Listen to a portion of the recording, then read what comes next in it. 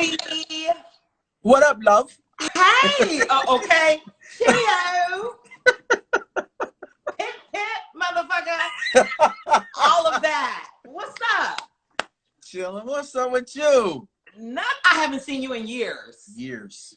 Like years. Like, I can't even remember. I don't even know how long. We don't even got to count. It's fine. No, we don't. We don't. It's been too long, but I'm glad to see you now. You too. It's good to see your face. Yes. Oh, man, I'm excited for this conversation that we are about to have. Yes. I know you always keep it a stack.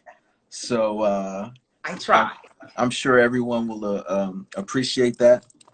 I wanted to go ahead and dive in. There's quite a bit that I don't know, and I'm excited because I get to ask questions that I want to know the answer to, and at the same time, wherever we go is wherever we go. So, right. It's fine. Let's talk about this musical mecca that you are from, at least from my influence perspective. I wanted to ask you about Seattle. Couple questions about Seattle. Okay. But obviously, so many greats have come from Seattle. I mean, I think about the Foo Fighters. I think about Nirvana. I think about Hendrix. I think about Quincy Jones. I think about Ray Charles spending time there. Yes. So I wanted to ask you about what was it like growing up in Seattle? Because I'm sure, at least I have a couple of other friends from Seattle. And, I remember when we first met, they would be like, yeah, man, there are black people in Seattle, bro. Don't try to. Yeah, that's what I always said. Always. So when what I first was like Spelman, I was like, no, there's black people there. Yeah. Yeah, that's the same thing. I was one of those people asking that question.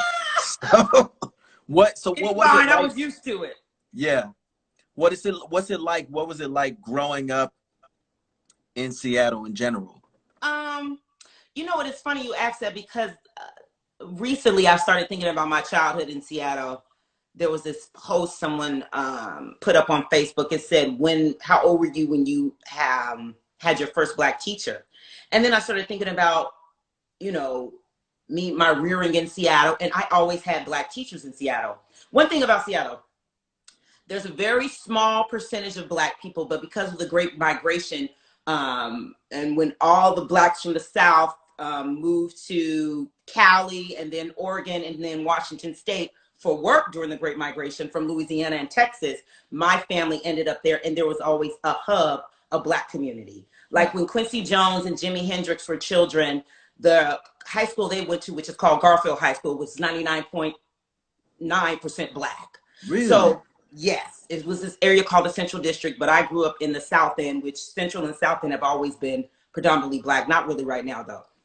So when I was growing up, I was always, even though we were the minority, I was always with black people. Like my parents are from the South. My parents are from Louisiana. They moved to Seattle in the 70s. My mom got there because her grandfather lived there in the 30s or 40s or some shit. And my dad followed my mom. He moved, when my dad graduated high school, he moved to Cali, to Oakland to be with his mom, then followed my mom to Seattle. So I was always around black people. My mom's siblings, my mom has a huge family, 10 siblings, well, actually 16 siblings. And then our church was all black. It was a missionary Baptist church.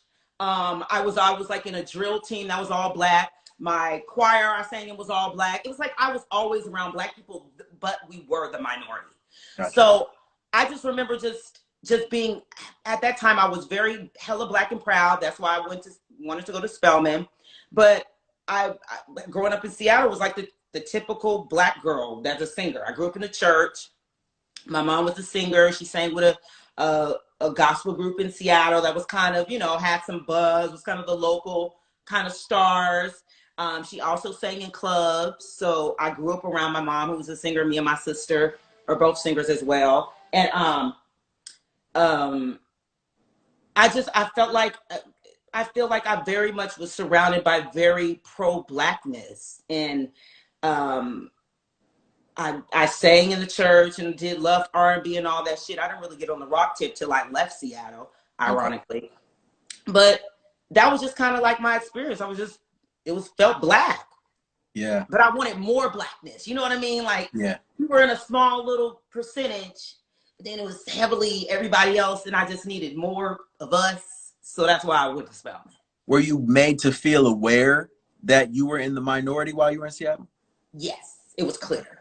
Okay. And my parents, one thing about my mother in particular, my dad too, he's a little more conservative now, but my grandfather, my mom's father, was born in 1929 in the racist South of Louisiana, in rural northern Louisiana. So he never held his tongue about like racism and white people.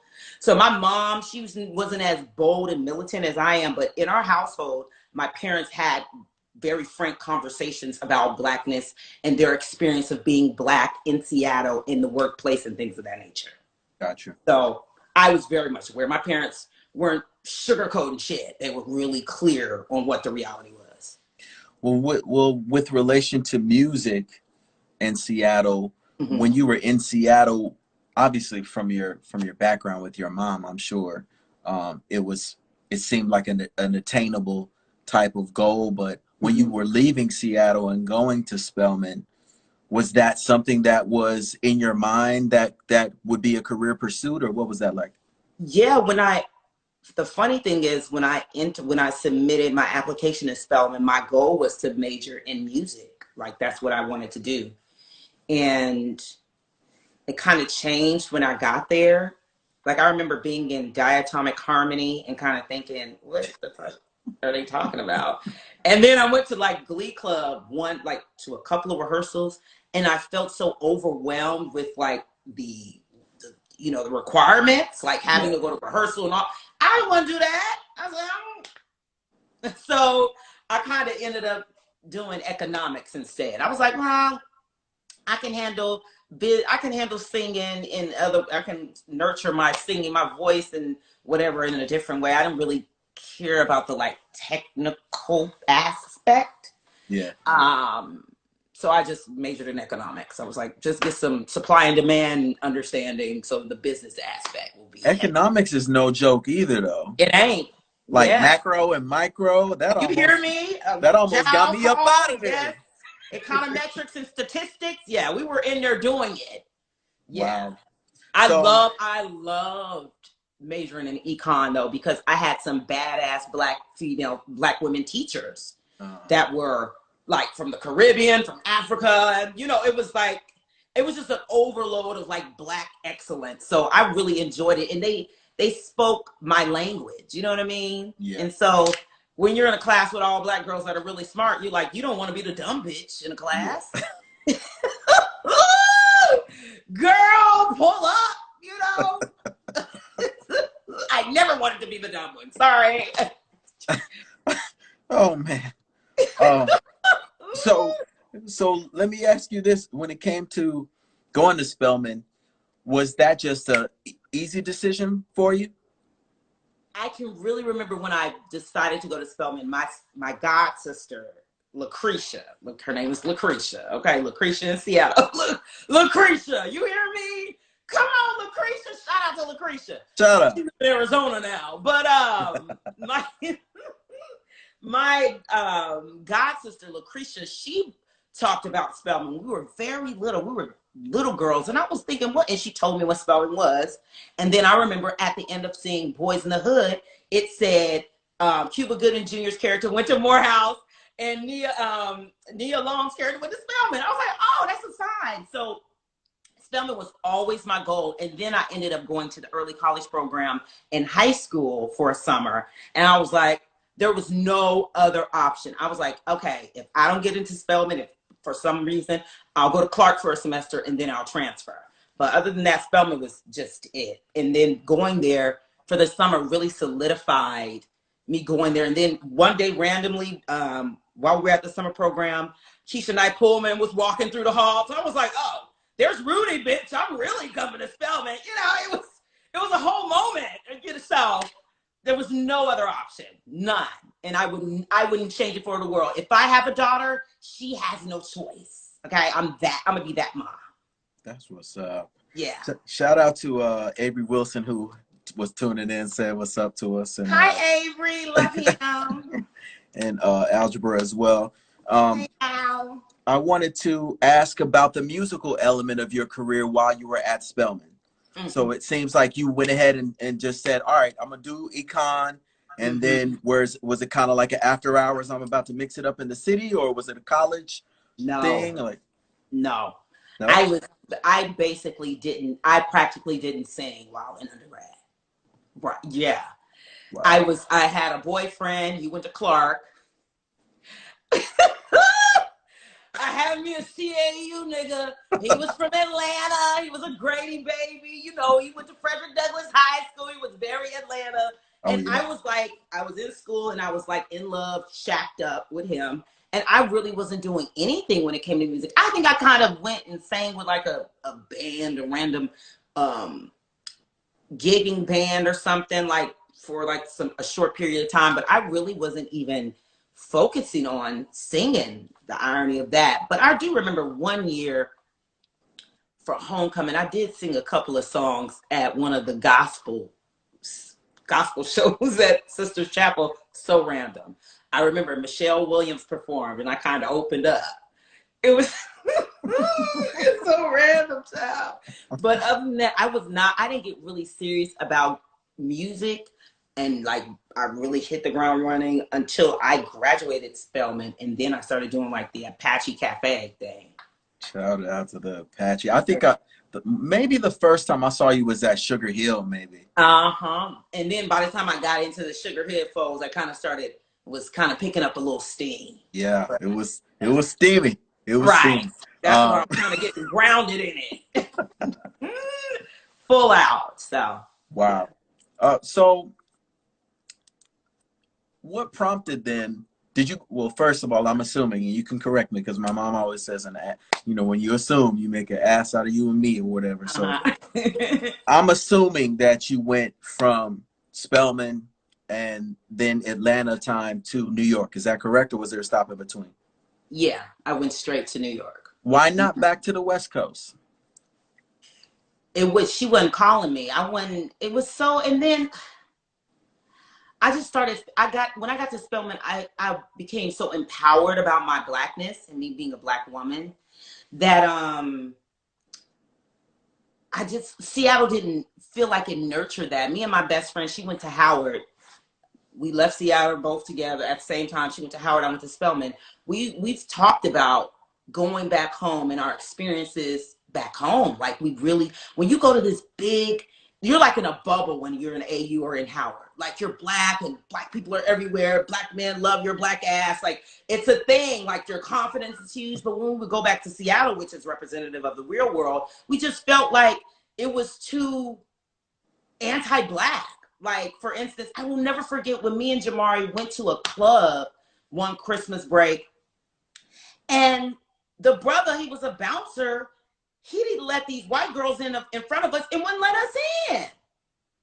Like, it was like subtle shit we probably have always experienced as kids, but when you go to like a Black college and then you come back, it's really clear because it's so opposite of what's happening in your life at these HBCUs. True. So I didn't feel there was nothing pulling me to the West Coast, and still there's nothing pulling me to the West Coast. Like literally, I've gone so far east. It's like, where else am I going? Am I end up in Japan? You know what I mean? Work, girl, you still keep going. So I remember one I visited New York. I had been to New York a few times, but it was a visit. I went to New York, visited New York one last time before I moved. And it was like such a powerful energy pulling me there. Like, I was like, I have to be in New York. I'm going. And things just happened and aligned with me feeling something pulling me there. I ended up driving my own self from Atlanta with my Jeep, my little Jeep. I called her Bumblebee. And I drove to New York. I had me the apartment that I found. It was in Harlem. It was on Jungle Avenue, that's what they call it, Jungle Avenue, back in the Harlem Renaissance. It was my apartment was right next door to where Billie Holiday used to perform, called Bill's Place. It was like this energy, it was just pulling me there. And it was like I would belong there because even the way I sang and the way my voice sounded started changing when I got to New York. I don't know what it was. Even my producer I've been working with for over 10 years, he said, Kim, when you went to New York, it was like the sound or even sounds changed when you were singing. So nothing has ever pulled me back to the West Coast. I don't know why. Gotcha. Yeah, I remember Bumblebee. gave me a ride. One time in New York, I think I played at Joe's Pub or something like that, and I was Yes, staying with one of my friends on 125th, yes, I and remember he that. took me home. I was like, yeah, I didn't want to get on the subway. I was like, nah, We went uptown. That was my uptown. bump. I drove that bitch till her engine fell out. Okay, I got my money's worth off that. Yes. Oh my gosh. So, were you performing heavily in New York, kind of like you were in Atlanta instantly, or how did that work out? You know what? I kind of hit the ground running, and it still was it wasn't as I progressed and people started knowing me more in New York. It got a little busier for me. But when I first got to New York, this brother named Rockmos, he's in Atlanta. He connected me with this brother named Jesus Christ, what's his name? Charles Hustle Mode Entertainment. And he was doing these like shows. And I immediately started doing random small little shows here and there. Anywhere I could perform, I was performing. I remember opening up for Jesse Boykins when he was in small little like spots, like little random shit. When Robbie would come to visit, I would sing backup for him. And then he would be like, this is Kimberly Nicole. And that's how I got on Soul Village with Eric Roberson. So it was like, and I was working a job. So I was in corporate America in human resources. That's how I moved to New York, because I started working for Liz Claiborne in their outlet department in HR as HR recruiting coordinator. So that was paying the bills. But then by night, I would take my Jeep, put on my outfits, and be bouncing wherever I could to perform. And I would hit up the Village Underground with Ron Grant and friends every Sunday. Yeah. And that really helped me. So I would go to the Village Underground. I had this 3-song CD I would sell for like $1. I would get up there, sing crazy, shake my ass, and then just sell out of CDs, and that helped. So my hustle back then was really it. Now I'm kind of like, but back then, early 20s, I was, something else. Did you said you credit New York for, like you said, your voice even changed a little bit as a result of New York and its energy. Do you feel like any element of your performance changed as well in New York? Yes.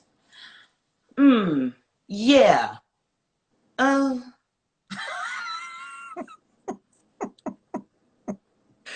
think I have to really think about it, because it did. I think in the latter years, like when we come up to these last 6 or 7 years, it has drastically changed. But when I first got to New York, I was in Atlanta. I kind of felt like I was a little wild on stage and bouncing around. I had a little bit more, wind in me then, that I could kind of sing and dance. I mean, like jump around, and I used to be back then and all this shit. I don't be doing that shit no more. But I think my performance style energy was the same, but my vocal delivery was it stepped up, because when you would the Village Underground with Ron Granton was kind of like masterclass. Like there's Melody Daniels, there's Ron Grant, there's Cheryl Pepsi Riley, there's Jiffy, Anaya Day, there's Jaden then, now Gene Noble, there's like Sasha Allen, there's like and then there's mainstream singers coming in. So, and the audience is all church people, black church people. So you know how judgmental they are about your vocal in the black church. Like I remember my mom kind of laughing at me when I sounded a mess singing. So I came up with like being hazed. So I just my vocal delivery kind of stepped up, because I was soaring with eagles all the time, and just that's being at the Ron Grants and Friends on Sundays. Yeah. So my vocals she went to another level. A bitch could always sing, but you know how it amps up a little bit. Cause you around, you ain't the only bitch that got a vocal. Not to say that's like not Atlanta. Atlanta's not like that. Everybody, there's killer singers in Atlanta, but I was constantly in the presence of older people that were like Melody Daniels. I mean, you don't get no more peak vocal than that. So smashing, smashing. Oh my gosh. That's funny. So let's talk about The Voice. Oh. Mm. And I see Avery's in here too, so this is gonna be. Hi, Avery. That's my boy, child. I saw he came to London when he was with Christina Aguilera. We had us a good old time. I bet you did. We cut the fuck up. You hear me? Shit. I said, that's my boy. I knew Avery before y'all knew him, child, when he was a little boy. That is so funny. I was gonna ask you. I saw an interview you did, and you described it as industry boot camp. Yeah. I thought that was so great. Yeah. The way that you did describe that, but I mean the verbiage that you used for that. But I would like people who are watching to kind of know what you meant by that when you said that. It was definitely industry boot camp and industry 101. Like every sense of the word. And I'm gonna be very frank. I'm very much inspired by a Black girl over here named Misha B, who just kind of was very candid with her experience on the X Factor. So The Voice is definitely, I don't regret ever doing it. It is the gift that has kept on giving. I still get gigs off of The Voice, and I'm grateful for that. But it definitely, I think the aspect that we do not see, I was able to, when it comes to like being in mainstream music, I was really able to experience like waking up at fucking 4 a.m, doing press, waking up at 4 a.m, doing hair and makeup and not doing anything till like 1 p.m. You know what I mean? Like being around people you normally wouldn't even be around, but you kind of got to adjust. I never adjusted to shit. I was just the same black, loud bitch I've always been. But, you know, being around other people that like, and by the time I was on The Voice, I was a grown ass woman. So I kind of went, this is how I made it to The Voice. I never wanted to be on a singing competition at that stage in my life, because I was so big on just being a rock singer, and I thought that would take away from my people taking me seriously as being a rock singer. But bitch, I am one. I don't give a fuck if I was over there shaking my ass in Disneyland singing rock. I do that wherever the space is. So the only reason I went on there is because one of my dear friends, Amanda Brown, who was on The Voice maybe some years before me, one of the casting people, they wanted more women singers, and they were like, if they want you, they're going to send you straight to blind. So I didn't have to go through like the call and all that shit. So they saw me and they were like, we love you, rock ballerina. So I went straight to blinds. I probably wouldn't have never done it if I had to do, you know, those stages of auditioning. Never would have done it. So I ended up there, and they really wanted me to be myself. So I was very much this grown ass woman. I lived in New York by myself. I was working at The Box, which if you're not familiar with, which is a very edgy late night show where I was a free black woman, and it was sex, drugs, rock and roll was that place. So I was very much kind of that. I didn't give a fuck. And at The Box, I was cussing out white people anyway and screaming Black Lives Matter, Black Empowerment, all that. So I came into The Voice with that same attitude. And my goal on The Voice was to make it to a certain, I just wanted to get enough people to see me so I can release a record.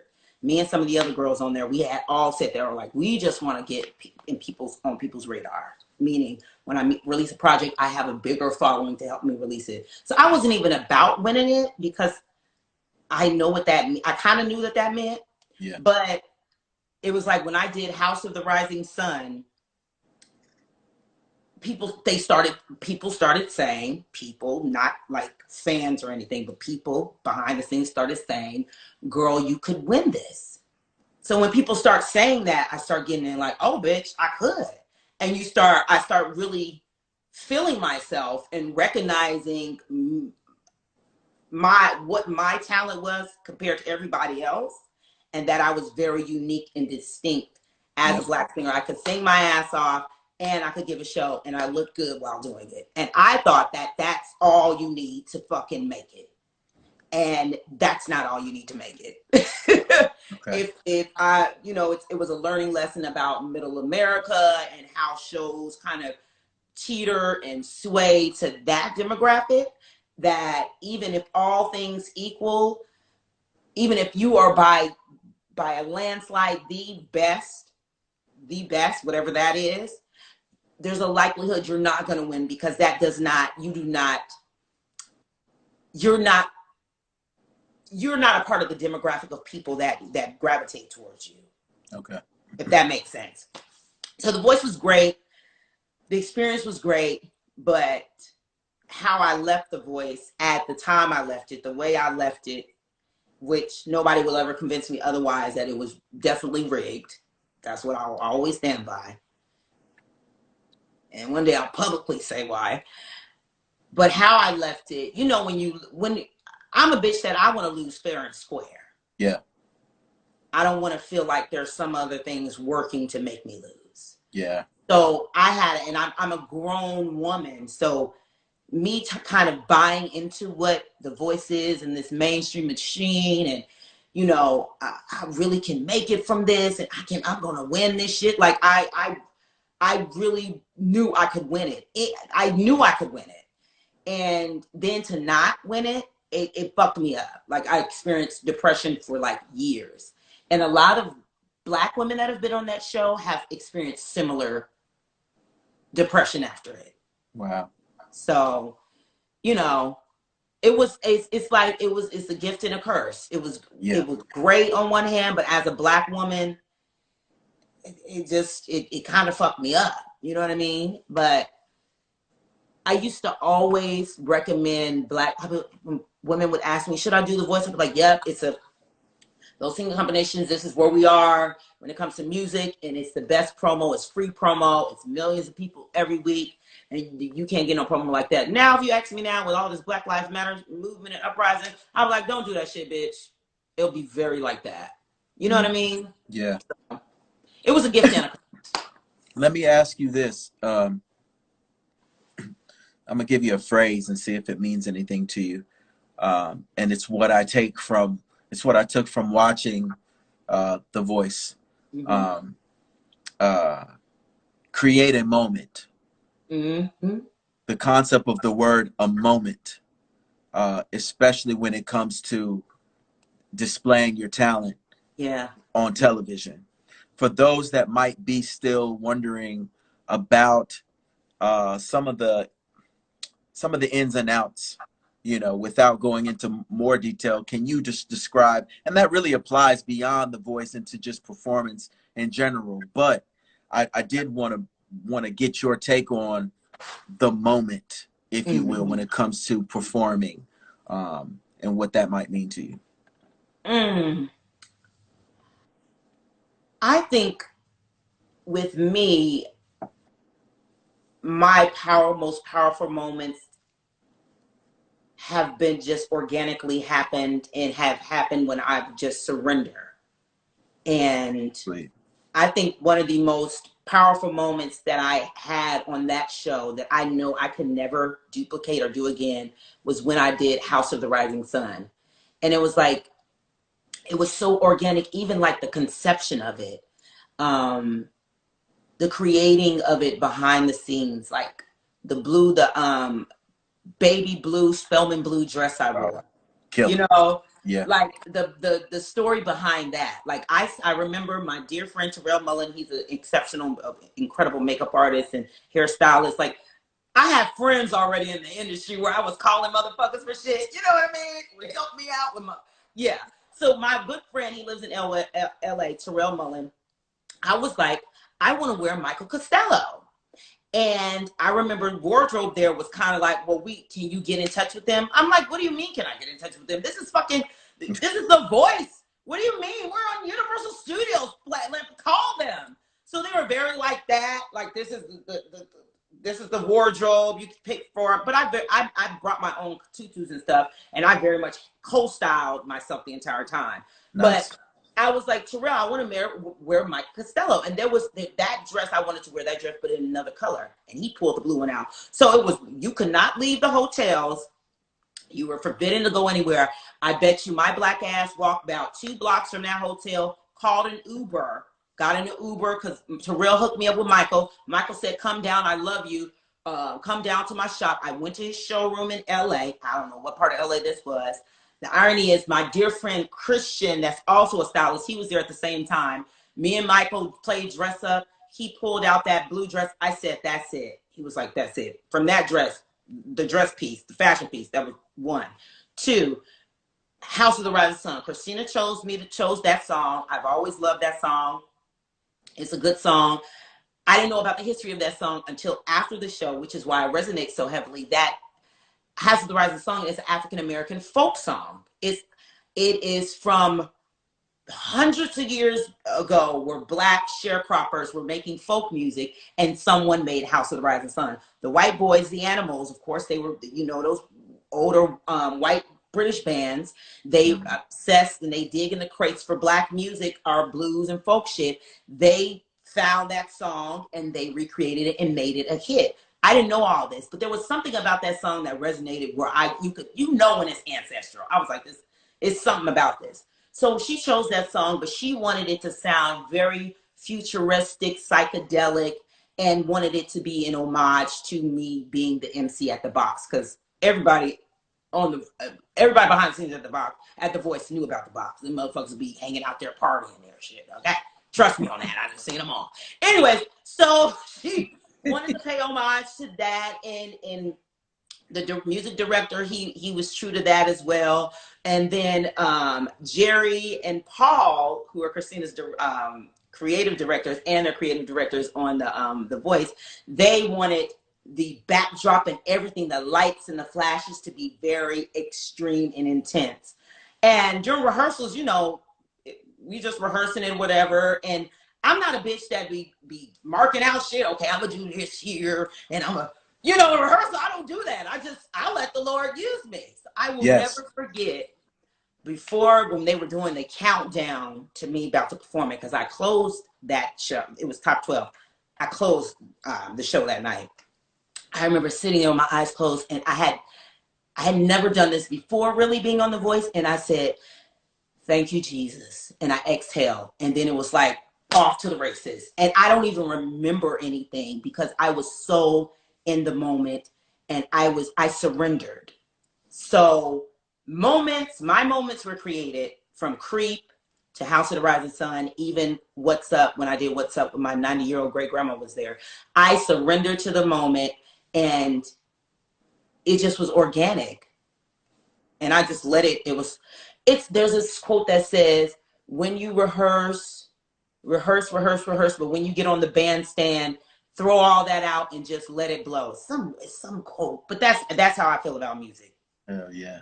And performing. I love it. So post Voice, what was the immediate? You said there was an emotional element, but post that, from a career standpoint, did you have an idea like, okay, this is what I'm about to do, boop, boop, boop, boop, boop, this I'm gonna flip it, or did you just kind of catch your breath for a while? There was a lot of things I pursued and tried to do post Voice.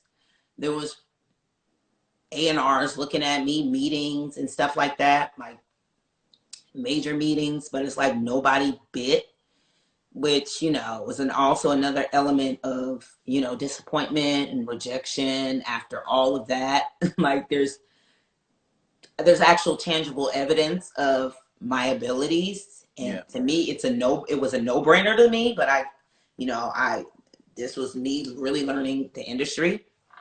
And so there was a lot of opportunities I pursued. There was a lot of things that I planned to do and wanted to happen for me. But then my journey started to go a little bit differently. Okay.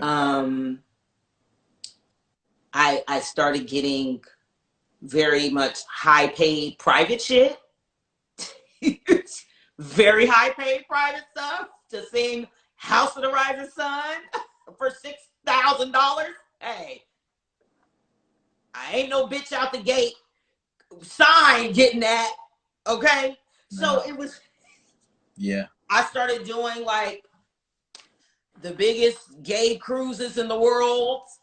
Wow. you know, singing and vacationing with the children. So it was like the payoff was a different kind of payoff Yeah. than I thought. And one thing that I always tell myself is the journey is not what you think it should be. The journey is what it should be. Yeah. So I keep that in mind, and I hold on. Like when I got over this huge cloud in my life and the depression of it all, I hold on to the fact that it's like there's things that are ordained and already planned out for me, and it's for a specific reason. And sometimes some of us, we got to cook real slowly in the crock pot, and we get marinated all good, and then when that time comes, we blow motherfuckers' heads off. Okay, you hear me? So the journey was, I was doing a lot of private stuff, like, Nice. you know, and I ended up in London. So London, is that that's the box too, right? Or wrong? Mm-hmm. How did that happen? Was that just a natural or? I've always wanted to live in London. I always thought after New York, I was going to London. I didn't know how I was getting here. And when I was before I went to the Boys, before I left the box New York, I would always tell them, I want to go to London. I want to move to London. You guys need to move me to London, you know? And they really were like, okay, yeah, you can visit. Sometimes they'll send the New York MCs to the London box for a week or two or a month or so. But when I got off the Voice, and of course I was still hanging out the box New York, partying and shit, having a great time of my life, free drinks, okay? We got to pay for no drinks. That is my spot, bitch. I ain't paid for drinks in so long. Anyways, so so I remember one of the heads of the box, he was like, Kim, and at the time I was planning to move to LA because I felt my time was up with New York. And after 8 years, and I was like, okay, I'm going to move to LA. And so they were like, one of the bosses of the box, he was like, Kim, you know, we really don't want to rain on your parade about going to LA, but we really wanted you to move to London. And I was like, bye LA! I said, I don't even want to go to that motherfucker, okay? I said, yeah, when? They said in October, we want to move you to London. I said, all right, because they wanted like a new host into they wanted another Black American MC to kind of smack London again. So that was 4 years ago in October.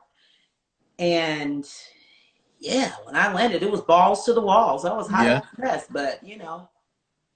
Do you feel like an American? Did you feel like an American when you first got to London? What was that experience like? Did you feel like a foreigner? Did you feel like I very much felt like the Black, loud, angry American, and they were very much giving me that energy. They were like, Kim, we're not like that here, darling. Cheerio, sweet, kiss, kiss. We're not like America. I'm like, yes, you motherfuckers are. You're the originator of racism. You're fucking racist as fuck, and you don't even know it. That makes it worse. I was dragging them when I first moved here. Oh my God. God bless them. God bless all the people at the box London. I love y'all because I was cussing y'all the fuck out. You know, I was depressed. I left New York. I left everything. My dog was with my parents in Seattle. I had no family here. I went completely bonkers. I was, fuck you, pip, pip, shitty. I would get on stage, fuck you, white motherfuckers. It was really a lot. So they definitely made me feel like I was not at home. I definitely made me feel like I was the Black foreigner. So it was an adjustment. And, you know, I had to like kind of check myself because, you know, this is a different culture and I have to respect their culture. But I was making it clear that they were just as racist as America. How have you held on to, you know, like obviously the personality is so infectious and, you know, I mean, everybody's just like, oh my God, I love Kim. How have you held on to that with everything that's going on? You know what I'm saying? I know, child. And you know, the funny thing is, I just started a journey of sobriety. Like I don't drink anymore, and I've been 150 days without a drink. I'm very much on this NAAA thing, one day at a time. And Congrats. me and my best friend have been talking about this, and she was like, Kim, you just never, I've always been this way since I was a kid. I've never needed any help. And I'm finding when I'm sober and in my right mind, I can find peace and still maintain who I am despite all of what's happening now. What's happening now is it gives me anxiety at times, and I'm discouraged and angered, and I want to come home. But being sober and being able to really like spiritually take care of myself helps me maintain exactly who I am. I'm like unmoving in that. Nobody could ever move me in Kim. Like you take me or you don't. Yeah. And I don't know what, and I think one thing I love about the box, and the owner that started the box, he's a Hammerstein. Me and him discussed this. When I first got to the box, New York, he was very big on me being very much who I was. Kimberly, very pro-Black and loud and energetic and not sugarcoating it. He was very much like that. So being able to be on a stage, I was on stage at the box every night of the week, at the box New York, Monday through Saturday. Yeah, no, Tuesday through Saturday, every night. So I was Kimberly in her most authentic form, but heightened for drunk people, like at least 5 nights a week for like 5 years, then a break, then now for another 4 years. So it's kind of like I've always been in a space to be like this. Like I've never had to code switch since leaving corporate America. Wow. And that I feel like that's a blessing. So I'm always like this. I mean, now I don't get fucked up anymore like I used to, so I can filter myself, and I'm very mindful of the things I say now. I still say shit, but I'm mindful of. I used to be just, I don't give a fuck. Who wants some? You motherfucker, you want something? Like very that. A hot ass mess. So I just always, and I think I've shaped even my brand is this. Where some people, I know some musicians are like, I wish I can say what you're saying, Kim. I'm like, say it, motherfucker. I can because, my job. I'm like, bitch, you ain't got no gig already. So you might as well just say it because you're not gigging. Okay? Shit. The gig, you being loud and proud and Black is not hindering you from getting gigs. Okay? Because you're not gigging. Might as well say something. Your silence will not protect you, Audre Lorde. Okay? Thanks. What do you think about genres when it comes to music? How do you feel about past, present, or future? Genre? That's a good question. Touche. Now, and specifically as it relates to rock, I feel like there are certain genres that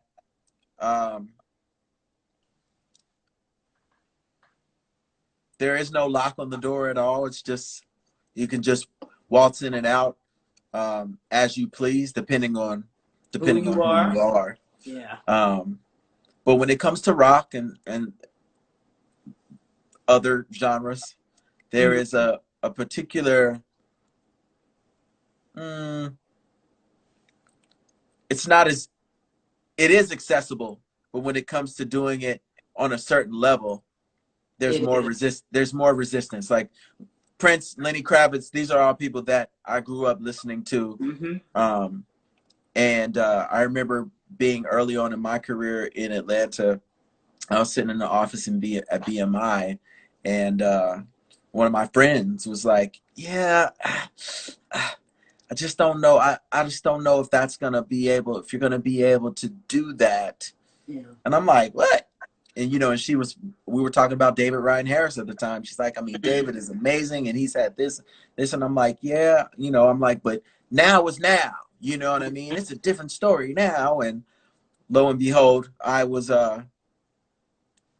surprised, let's say, not by the audience, but by the industry.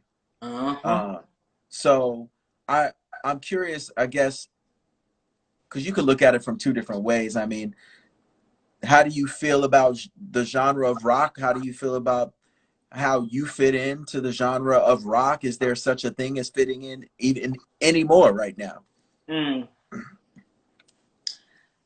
Uh, mm, to me, the genre of rock, when we're talking mainstream, is totally white. I mean, Gary Clark Jr., he is able to kind of tiptoe over there just because he's blues and he has kind of solidified that. Like, Yeah. he's won. I know he won a rock Grammy last year for This Land, and a blues Grammy too. And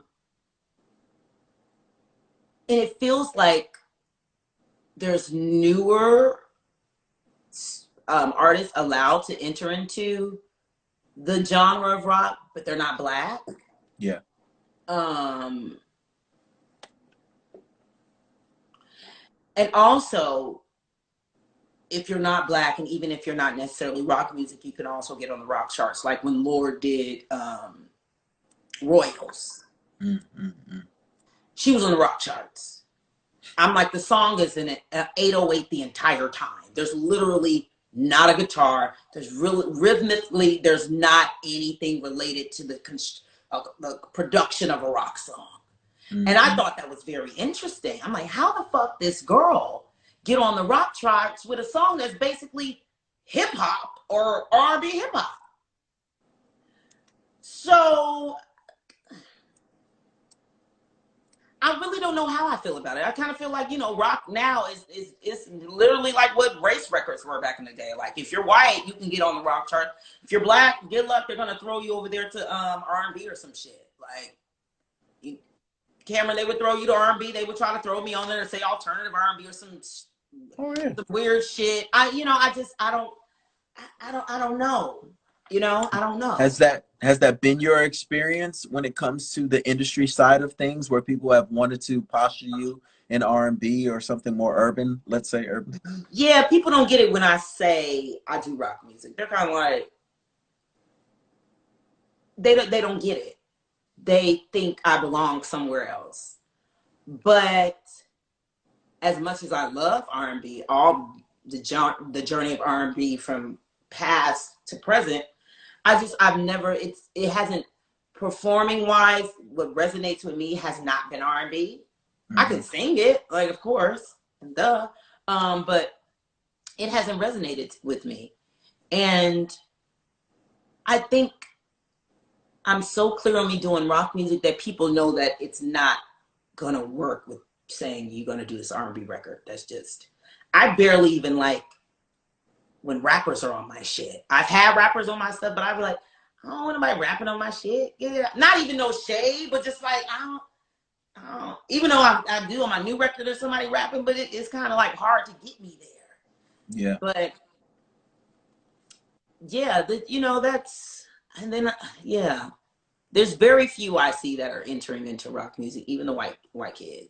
Does it require, in your opinion, divorcing yourself, not you specifically, but does success in rock music for a black singer or black artist require divorcing yourself to a degree from being black? In No. message, let's say. No. Okay. I don't think so. I think one thing I've learned, when people see the show, my show with my band, then they get it. Like, it clicks. Like, just seeing me like this with these bamboo earrings on that say Kimberly Nicole, that ain't resonating with them. They're like, oh, girl. And I got an afro now. Don't let me have an afro. And I'd be like, bitch, we really don't. You rock. Angela Davis looking bitch, really? It's just aesthetically, it doesn't work. But when that show happens, it's clear. So, and one thing people forget is black people created rock music. In the journey of what rock is now, even to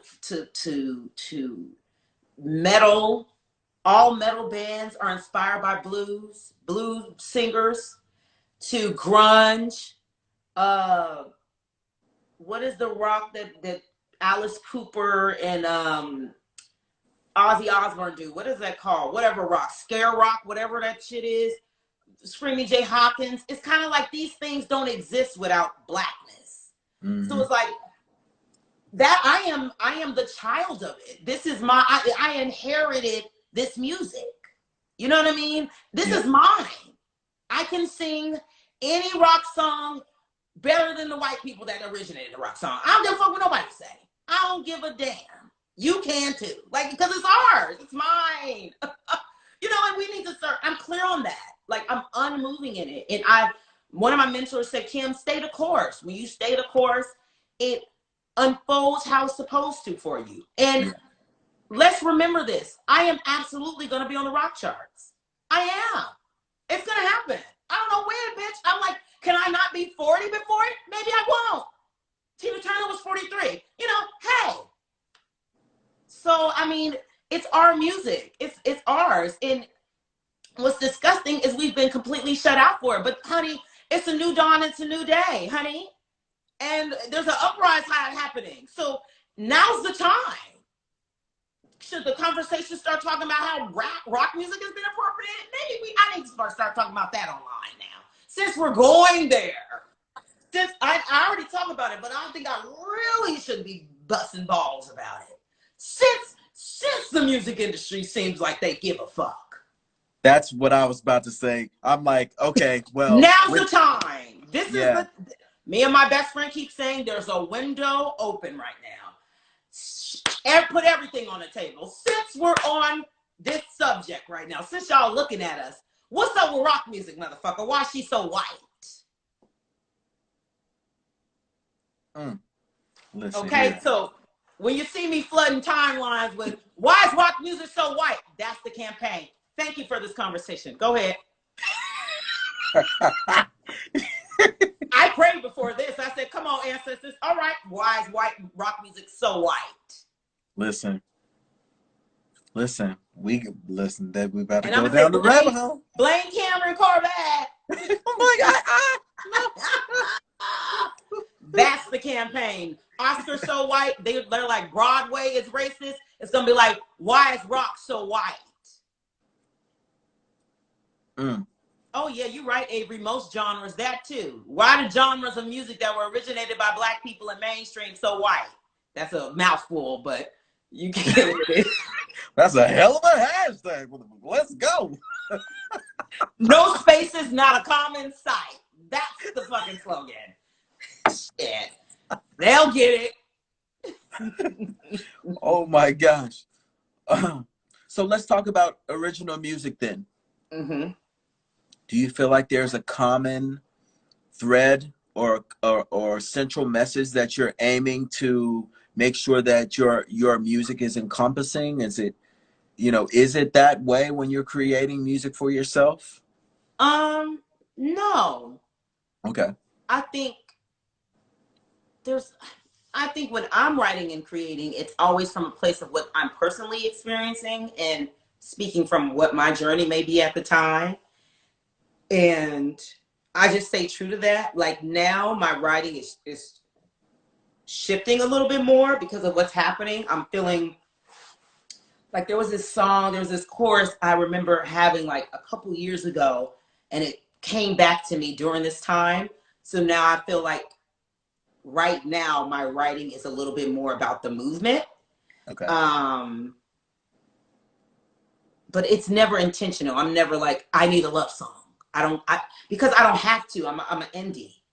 You know what I mean? Maybe if there was like record executives saying, Kim, we need you to have a club song or something, I would probably think in that way. But writing, I appreciate the freedom of being an indie artist and self-funded artist. Is I just write whatever I'm feeling. And that's how I move approaching writing and stuff. Love it. I want to get a little bit existential with you for a second, but I know Instagram, I got maybe like 2 minutes. Do you have another like 15 minutes? I'm here. What's happening? Okay, cool. I just wanted to make sure. Okay, cool. I'm gonna upload this. Okay. And then we'll just do a part 2. I want to ask you about love and stuff like that. Okay. All right, I'm gonna see you in a second. Okay, all right, boo. All right. Yo. What up? So,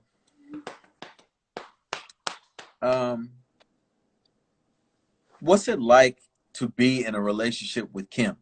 Because I have a feeling a brother in for a whole lot. Oh, I mean, Are you I completely opposite, like in a relationship? yeah, Okay. yes, yeah. I haven't been in a relationship in some years, but I've dated a couple of people kind of seriously over the years. But people are very. Now I don't fuck around though, but they're very. I'm like a traditional woman, very Okay. much when it comes to my man. Very loving and caring and all that shit. But you know, there's a lot of fire still with it there, but I definitely kind of play a different role than I Okay. do out surface wise out to the world when I'm in a relationship. Is it easy to let go for you? Are you just one of those? Mm-hmm. Really? Okay. Mm-hmm. Very much. Because I mean, honestly, and I've been really reflecting on this about Black women. Honestly, being like so strong and independent can be exhausting. And there's some solitude and some comfort in being able to kind of just be vulnerable and being soft and loving and allowing someone else to take care of you. Hey, Giza. Sorry to say that. It's all Um, good. and I like that. Like, I like to be able to lean on a motherfucker. You know what I'm saying? Like, I'm like, shit, I'm sick of everybody. Kim, you're so strong. I'm like, shut the fuck up. Where my man at? You know what I'm saying? Fuck this. Where this motherfucker have to split these bills with? What you talking? I've been cooking every night. It's me and my dog. What are you talking about? You're so strong. Where's my husband? Yeah. You know, Yeah. God, being a Black woman is a full-time job. It's good to come home to share the weight with somebody. That's how Yeah. I feel. I hear And you. when and people that intimately know me, like my best friends, they're always like, Kim is a wimp. Y'all, I don't know why people be out here scared of Kim. You yell at her, she start crying. You know what I mean? Like, my daddy always say, you like your mama, you bark, you don't bite. And I'm really that. I mean, if it's time to rumble, I will rumble as best as I can. I'll pick up some shit and bash a bitch. But, you know, I'm very much, I'm a softie. I'm such a softie. So Oh. I'm a softie. So what's your take on, um, especially coming from Spelman, Mm-hmm. um, me coming from Morehouse, I definitely wanted to have this conversation with you when it comes to gender relations in the Black community specifically. You know, um, rest in power to Toyin Salah, who Mm-hmm. just lost her life. But it brought up something in me. I grew up in a family full of women. It's just me and my brother and a whole bunch of cousins. We used to grow up having to watch all, if it was a majority rule situation on watching TV, man, me and my brother be Y'all watching lost. Jim, Truly Outrageous. I'd be like, man, what is really going on? You just want to rock He-Man and Power Rangers. Listen, I'm like, but it's like, I do feel like there's a disconnect right Mm-hmm. now. I feel like there's a disconnect, and I want to know. Yeah, I feel like some sort of discourse needs to take place because it's on us the same way it's on us to be out there fighting for our collective rights. We need to have an open dialogue with one another that's honest Right. about where it seems like we're missing the mark. Is it a protection thing, or is it really beyond that? Mm. I think conditioning is a motherfucker. Like conditioning in patriarchy, conditioning that our ancestors have gone through with from the transatlantic slave trade to even colonization and then ending up in the new world and all that. And we've been very much conditioned to be a certain way, especially towards one another. But I've just been having these moments where I'm like, at some point, you really have to just come to grips with the fact that a lot of the conditioning is really just some fuck shit. Like it shouldn't even rest well with you. Like it doesn't even make sense of the majority of the conditioning and patriarchy. And it really doesn't. And I'm triggered as a Black woman because there's been many times where I felt like I wasn't protected, but I'm protecting other people. Like the sister she's a girl to me. I think she's a child, the 19-year-old. Yeah. That just was found toying that is dead. Like she's on the front lines for a heavily CIS Black male centered movement. And she was, while being on the front line, she's sexually assaulted by a Black man. And the guy they arrested was a Black man as a suspect in her murder. So it's kind of like, we need to start having these conversations within our community about what patriarchy has done to the relationship Black men would have with Black women and what they feel about us. There are Black men that don't buy into this bullshit, but I will say in my years of living, 30-some years of living, I more so than not have felt betrayed in spaces by Black men and didn't feel like they were going to protect me in spaces. Meanwhile, I'll be out in the fucking streets, literally probably get my ass. I've been in the streets before about to fight with Black men. Like not fight with them, like fighting with them, standing with them to fight other people. Yeah. Like other men with my little ass. Like I'm like that type of Black woman. Like I don't give a fuck. You're not fucking with Black men. But we need some reciprocity. Yeah. No, honey, not all Black men. I said some. Let's be clear here. Don't get in your feelings, darling.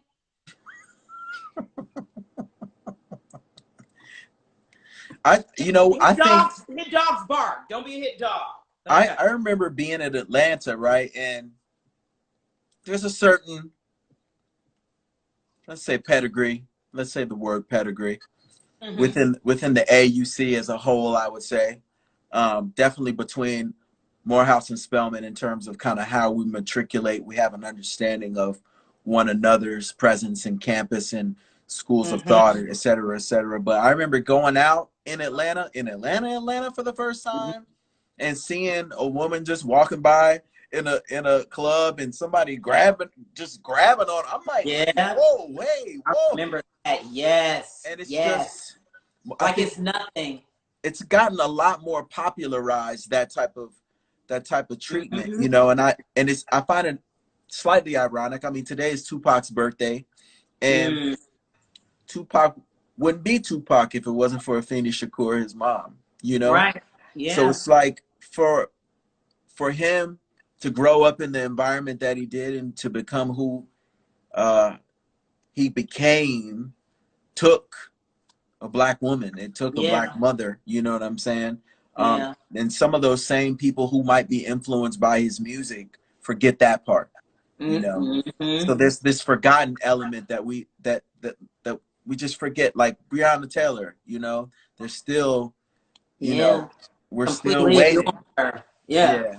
So it's like, I want to know for myself, because I think in my conversations with peers of mine who are men, the conversation should come up a lot more, but it's not a sense of, okay, so what are we gonna do about it? How can we, you know, help this? I mean, I would say maybe there aren't as many role models. I don't want to say role models, but we don't see as many depictions of what that may look like. You know, I don't know. I do feel like it's, you know, divide and conquer is something else. You know what I'm saying? It is. And what I've been toying with is, how do I remain in a space of self-care for myself and Black women and not divide myself with Black men, because that's not my intent. Yeah. But I'm feeling like there is a need for some TLC amongst Black women with one another. Yeah. And there needs to be some conversation with Black men about, you know, what's happening within our community. That's just been a continuous thing. And then there's even this conversation about Black trans women. Like trans people that we need to start talking about. Yeah. You know, and it's like, it's amazing during this time that there's a lot of shit coming to the forefront while we're addressing a bigger thing, which is white supremacy. But there is no real, Black people will not be liberated with patriarchy surrounding us. Yeah. We're not going to be liberated. It's not going to happen. You cannot uplift an entire community while you're still maintaining these normal things that we've been taught is normal. We cannot reach full liberation and succeed in liberation if we're still out here beating the fuck out of and sexually assaulting and raping and killing Black women. That includes trans women. Like, it's just, it's not gonna happen. No. So we have some internal conversations to happen, all while still fighting white supremacy. Right. And I don't know what the answer is to it. I don't know. But motherfuckers need to start raising these kids to not be on some fuck shit. We need to not be online on social media dragging Black women with other non-Black people. Like, there shouldn't be a trend of a Black man talking shit about Black women and then non-Black people chiming in and his ass is okay with it. Like, that should not. No. I can't imagine having a thread talking shit about Black men and then bitches that ain't even Black coming in talking shit. I'd be like, bitch, mind your business. But, it's just, I don't know. I don't know. There's an opportunity that I think, same way we were talking about the music industry, right? There's a window of opportunity for us to really address this between each other.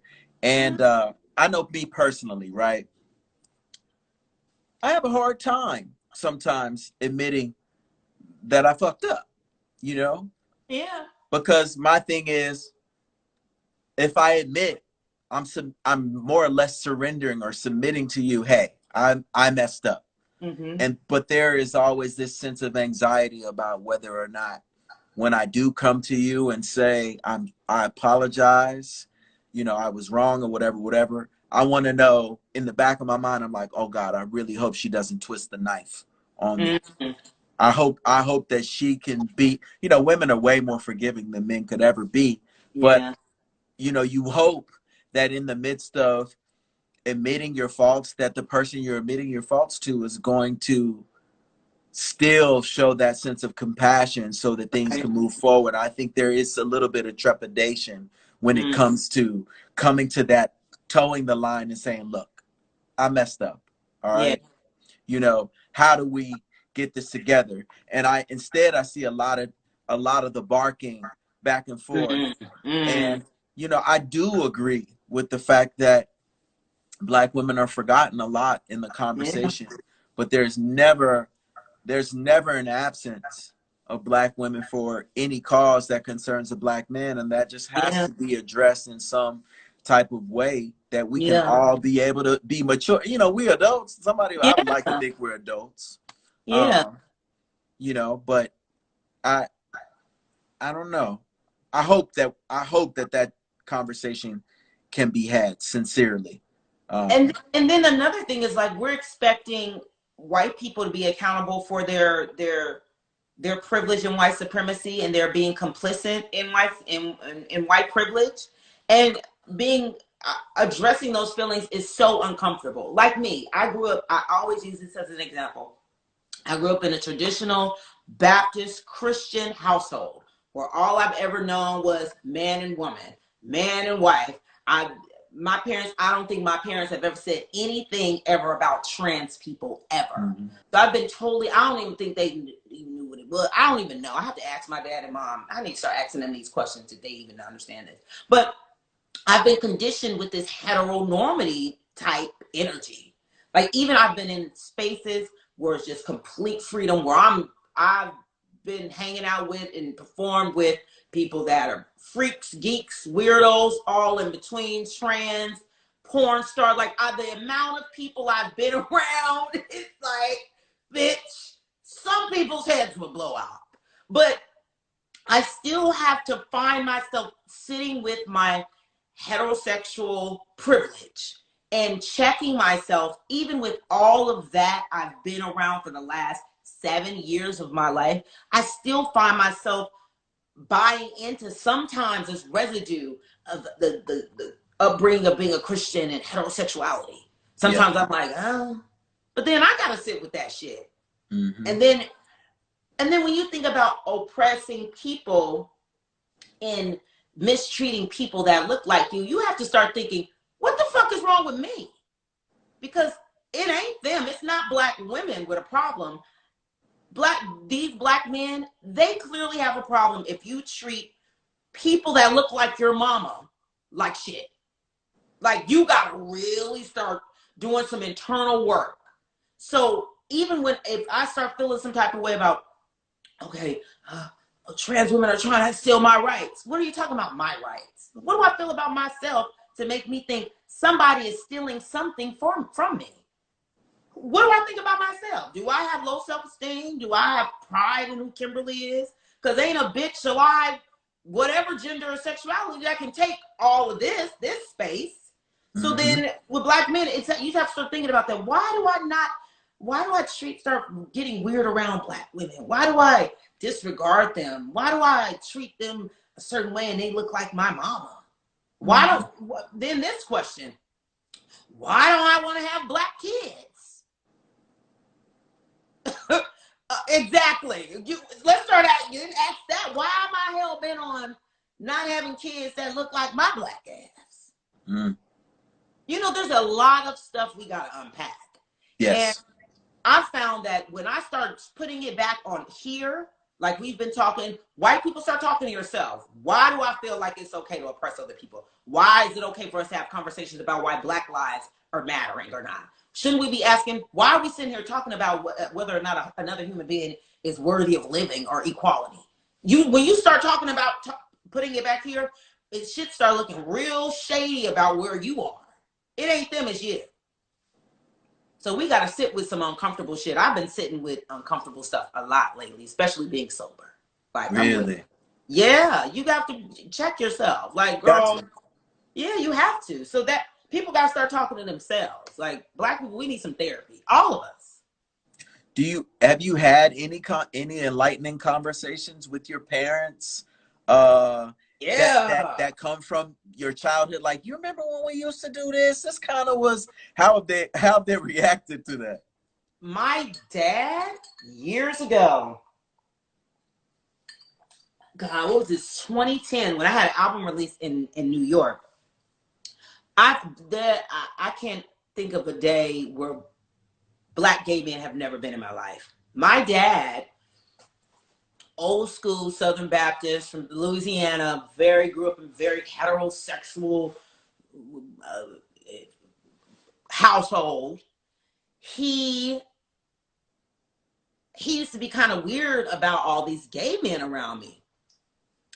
And I remember saying to daddy, because I don't play this shit now.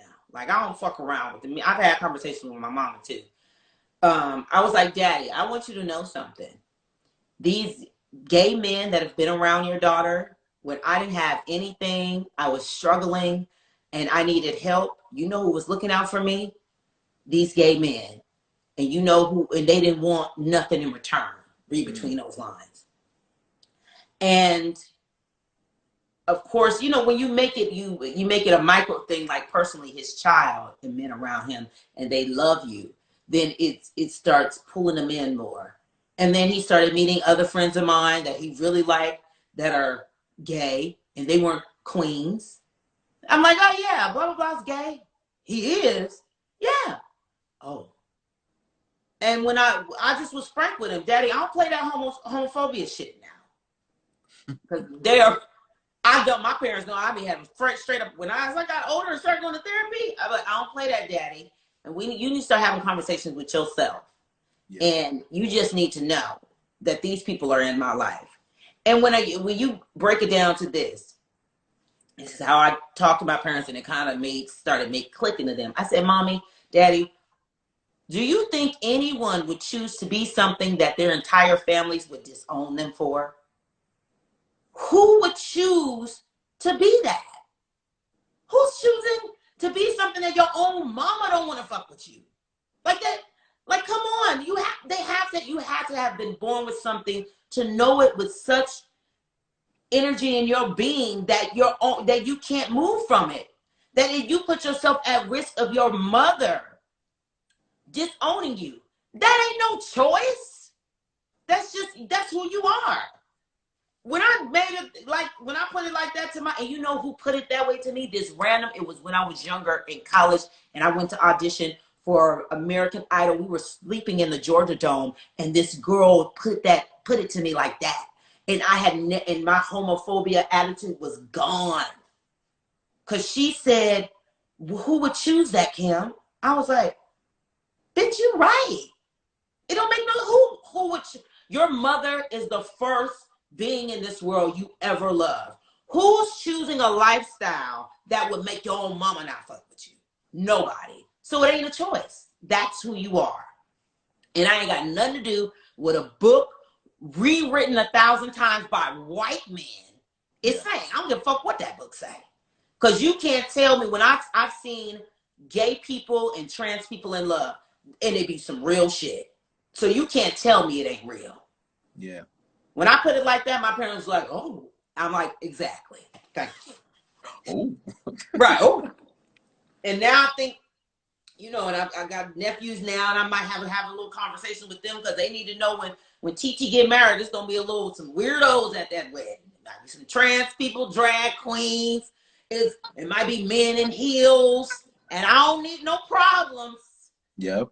Because TT is a wild child. I'm Auntie Mame. So, you know, but, you know, when you start thinking about stuff, it's like homophobia, transphobia, sexism. It don't make no sense. Racism is dumb. It's really dumb.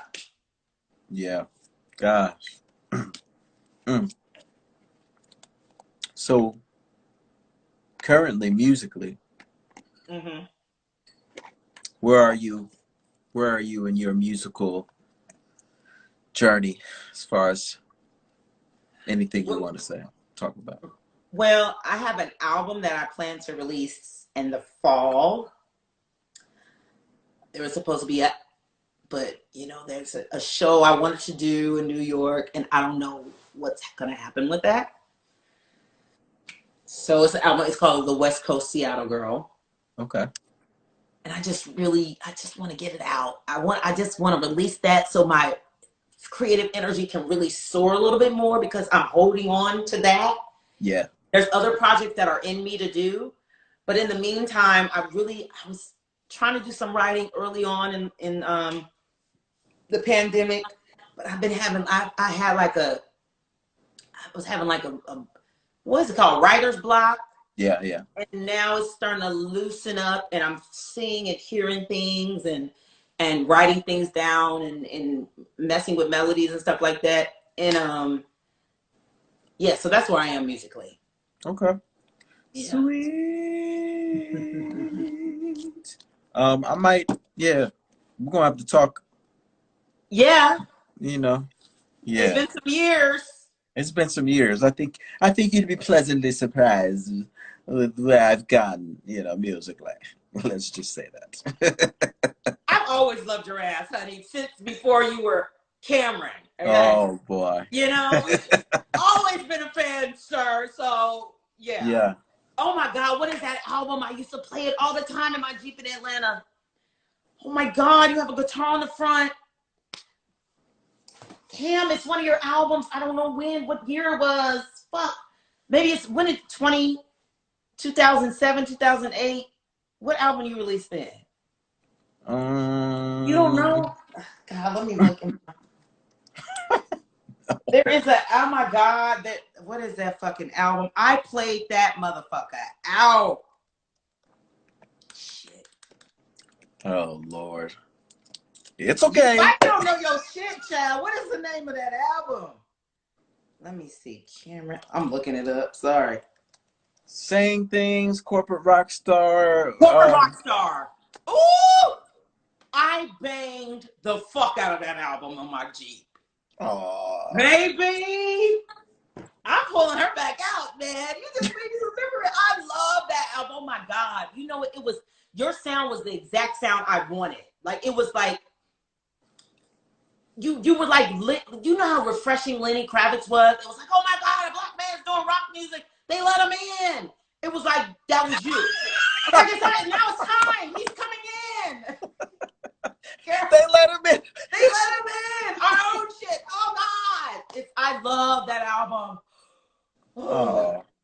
There was a record on there called Spellman Girl. Yes. Like, man, yeah. That's my shit. I'm about to play her when we get off this That is so funny. What is that? Tea? Is that? It's coffee. Oh, okay. Yeah, I drink a lot of coffee now because I don't get buzzed anymore. So. Mm-hmm. They said for about a year or so you're on a heavy coffee thing, but I'll be off in a few months. But it's my thing. Someone wants to know, Liam, I believe it is, about the pictures in the back. Okay, that's LaBelle. Okay. Night Birds. That's the Space Age Rock Divas. Okay. Mm-hmm. Before there was a Funkadelic or all that shit, or David Bowie, there was Patty, Sarah, and Nona Hendrix. Here's one of my mother's, Tina Turner. And then here is the hardest working man in showbiz, James Brown, live at the Apollo. Woo! That was this classic. You hear me? James would sell out the Apollo for weeks, lines wrapped around the building. And you know what I just learned, Cameron, that we think back then they were doing shows for an hour and a half or 2 hours. No, they weren't. They were doing, what interview did I watch? They were talking about like even Tina and Ike and all them guys. These shows, black shows, even on the Chitlin circuit, there was numerous bands before the actual main act. So James Brown was not performing like that for like an hour and a half. His sets might have been 30 minutes. Oh, nice. They were not doing hour and a half sets. So when we see those intense Tina and the Ikettes and James Brown dancing all the time, them was 30-minute sets. I never knew that shit. I didn't either. 30 minutes because there was people before them, especially when they got to the Apollo and with the main act, there was people before them, at least 5 acts. So by the time they get to James, he bang it out for 30 minutes, out. That's why the knees lasted and that voice lasted so long. We be out here 2-hour shows and shit. You know what I'm saying? Yeah. Woo. But, doing two shows in the night or something like that. Listen to me. You hear me? In a dive bar with people smoking and the sound system is trash. Oh, that's why James retired at 70 and Tina did too. Shit. Yeah. I'm retiring tomorrow, but it's all good. Listen, I said when I get 50, I'm going to retire and I want to teach a course about women, black women, and rebel women in music, and I'll be retired. And I'm only going to come out for big, huge gigs with orchestras, at least paying $50K. That's the life I want to live by 50. That's a nice life. Mm-hmm. I think about somebody like a Sade. She only comes out when she wants. Like, you know what I mean? That, okay? Yeah. Gold. Well, listen, I really enjoy the fact that I have someone like you to be able to look at and continue to feel comfortable being exactly who I am, you know? The industry will they'll just, almost like a piece of gum that's dangling off of your finger. They'll just do this to you a little while and see if you break, see if you bend, see what you're willing to do, and that only starts a chain reaction of other things. Yeah. And I feel like when you're true to yourself, that's when things happen for you, you know? Regardless of when they happen, you know, because it is all about the journey, but you want to make sure that what's happening for you is for you, and you can't necessarily have that if you're, you know, being somebody else. So I appreciate that about you. And thank you. Obviously, man. Vocals on 20,000. I was watching a clip of you. What song is that? And I never know the name of the song. Sometimes get a good feeling. Oh, something got a hold of me. Etta James. Yeah. And you went into the audience. I said, oh shoot, it's on and popping. That's one of my favorites, child. Oh, Yeah. listen. Yeah, and Creep obviously was. Yeah. That's one of my favorite records anyway. Right. So they did that. They did that. Radiohead did that. Definitely. Yeah. So, you know, I was happy for you back then. I still am happy for you. I mean, I would love to be able to be in France for a while. So I'm just looking at people. They will take you over here. You already know. We don't have any problems over here, okay? We don't have any problems over here. Never. Yeah. So I once we get the all clear, I'm gonna do my little European thing, just bouncing around. I've bounced around, and I'm here, honey. I can open up. Listen, yeah, we're gonna do all of that. Yeah.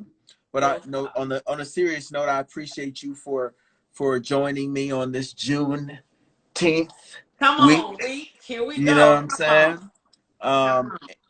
And you know, you always have somebody here that is rocking with you. Thank you know what you. I'm saying? So however I can put my skills to use for you, it ain't nothing but a thing. So I want you to know that on the record. I appreciate that. Thank you. No doubt. No doubt. I know it's late over there, so I just wanted to give you the floor to be able to address, you know, anybody out there before we get off. I think my mom came in. Oh, nice. Hi, Mommy. I don't know where she is. She probably left. Mommy, love you. She's in Louisiana. Yes. Yeah, I love her. And thank you, Kim. You have always been an inspiration as well. I remember, I don't know if you remember this. I remember when you auditioned to sing. There's my mom. Hi, Mommy. Oh. I remember when I was on the programming board at Spelman, and we were planning our homecoming, and you came in and sang for us. Do you remember that? We had dreadlocks. Yeah. Oh my God. We had locks, not dreadlocks. Sorry. So you've always been, you know, when you're on this journey, especially being a different type of singer, I always looked for people that were like me. And you were like me when you're sonically, you were like me. You were about that life. And so you've always been one of my favorites. So it was my pleasure to come on here and have a chit chat, a candid chat. Yes. Are you still in Atlanta? Yeah. You know what? I had wrote Atlanta off, and I came there a couple years ago, and I was like, I fell back in love with Atlanta. I visited a couple of years ago. Yeah. Yeah, it's, you know, it's a good home base for now, you know. Yeah. But I do like I said, when people that I know make moves, it reinforces me listening to my heart when it comes to making decisions like that. So I'm here for now, you know what I mean? I haven't bought anything.